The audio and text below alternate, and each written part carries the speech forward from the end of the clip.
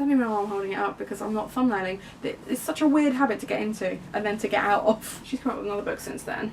Always good to do your research mid-video.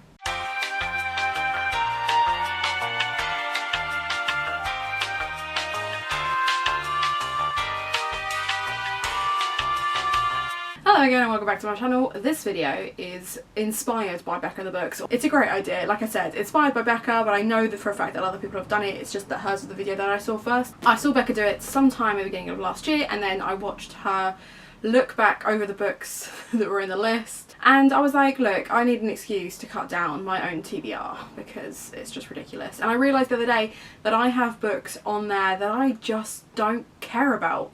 So that's what this video is. This is 12 books that are going to self-destruct in 12 months. So essentially the premise of this, I'm sure you'll have seen it before, is you pick a whole bunch of books, you give yourself 12 months, and if after 12 months you haven't read the books, you unhaul them, you bin them, you throw them in the sea, whatever it is. And the idea is that it'll either mean that you actually read books that are slightly out of your comfort zone, or you get rid of books that you don't need and make space for books that you want. So let's go through the books. They're not in any particular order, I'm not assigning them to any particular month. It's just a case of, in December of 2021, I will check this list and then decide, am I keeping them or not? Did I read them? Etc. The first one is The Star-Touched Queen by Roshani Chukshi. She's come up with another book since then. Oh, okay. So she's the author of The Gilded Wolves, which I've not really heard great things about. This was gifted to me by someone who said that they didn't like it, but maybe I would, which always bodes really well.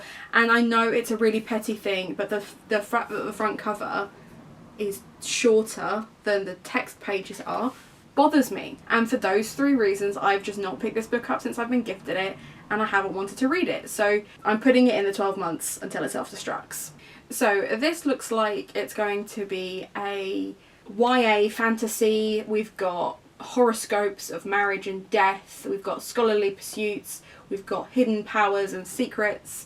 Those things have potential. So the fact that it's like a 50-50, I'm not sure. But I'm giving myself 12 months. If I don't get to it by December, we're unhauling it. The second one is What She Found in the Woods. I really enjoyed Josephine Angelini's The Star-Crossed series, which was a Greek retelling YA, very much like Twilight. And when I spotted this and saw that she came out with this, I thought, YA thriller, I'm going to really enjoy this. It's got really spooky vibes, I'm intrigued. And then I just haven't picked it up since. And I think this is one of the few that I probably will get to this year. There's absolutely no reason why I shouldn't.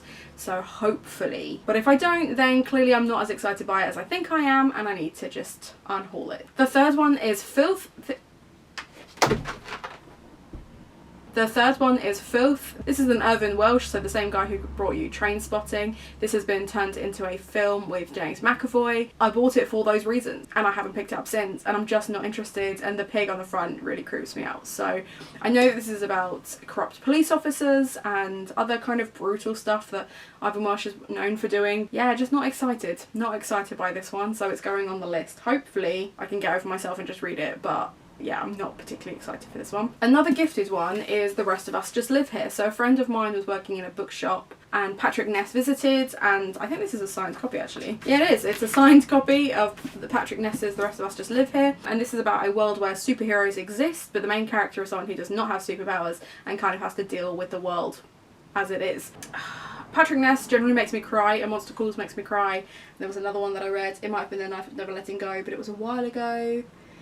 Read something else of his that made me cry, and for 2020 I just didn't want to read books. I actively chose to not read books that made me cry, and then I ended up crying at books that I had tried to avoid anyway, so I just avoided this, and then since then I just haven't cared about it, and I don't speak to the person who gifted this to me anymore, which is a real shame. So maybe I'll read it and reach out to them and let them know what I think, or maybe that's just a friendship of the past. I don't know, but yes, kind of intrigued by this one. It's still on the list. It's not a good thing if it's on the list. It hasn't made it if it's on the list, because I'm obviously not thrilled. The next one is Pirates by Celia Reese. Now, I reread Witch Child last year and really enjoyed it, but I have a couple of other Celia Reese books that I haven't read before, and I just haven't picked them up. I don't know why, just lack of enthusiasm.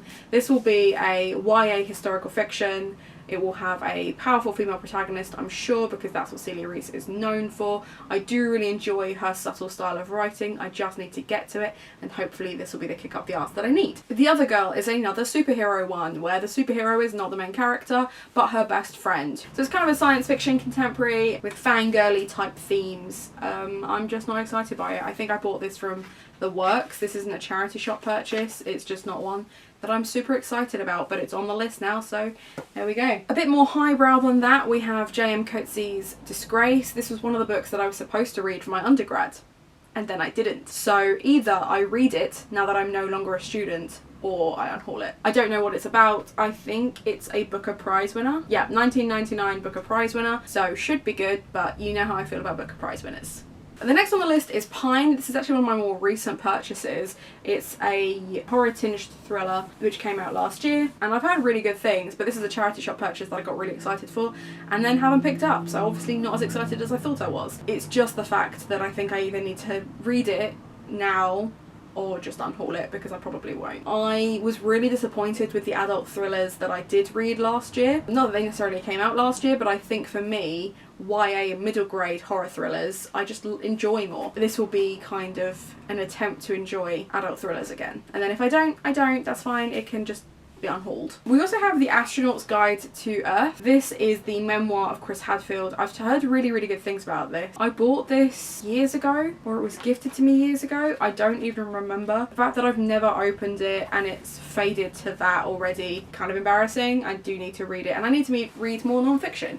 So this is my excuse to do that. I don't think I have any other non-fiction on in my pile, so this is my only non-fiction. Moxie is one of the books that I added to my Top Trumps TBR, and then it came up twice and I actively avoided it. Like, I'm just not interested in reading this, so I'm giving myself 12 months to either come around or just unhaul it. This is about a young feminist who has a feminist magazine. It has riot girl themes and girl revolution, so it should be something that I really enjoy. I'm just not excited by it, and there are so many other books that I'm like really itching to read, and this just isn't it. So yeah, 12 months or it's gone. I don't know why I feel I need to say that after every book. That's the premise of this entire video. I can stop saying that now, with 3 books to go. So the next one is Cormac McCarthy. Now, if you've seen my wrap up, I had, and actually I think it made, yeah, it did make it into my worst books of the year. Really didn't enjoy No Country for Old Men, and I bought this at the same time thinking, everyone tells me that Cormac McCarthy is a fantastic author, I need to just bed in and get on with it and like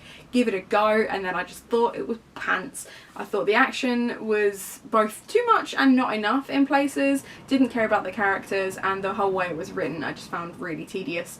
So I'm even less enthusiastic about reading another Cormac McCarthy. It does help that the chapters are really short, but I'm just not excited. I don't even know what it's about. I don't really care. That bodes well, doesn't it? Don't care. Don't care about that one. Blue Bloods had to be on this list because it has come up in 6 TBRs.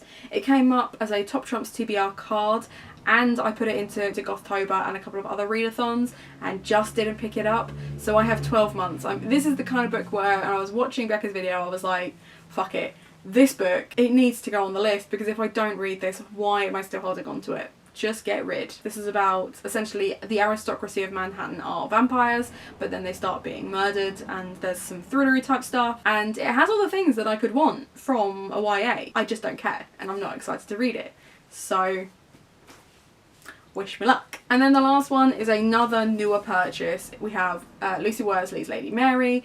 Again, this is a YA historical retelling about Princess Mary, Henry VIII's daughter. I was really excited to pick this up when I spotted it, and now I just don't care. So I'm giving myself 12 months. It's going to be historical fiction. I'm hoping that it's quite fun, because I quite like Lucy Worsley's documentaries, but we shall see. So this is a video of me holding myself accountable and hopefully reading those books or just making space for new ones. I'm hoping to move out this year, so really any excuse to get shot of books, we're going to do that. So yeah, that's my 12 books. Wish me luck. Are there any books that you are looking to self-destruct in 12 months? And is there one book on your shelf that you're just like, do I really want to read that? You know? So other than that, I hope you have a nice day, and I'll see you next time.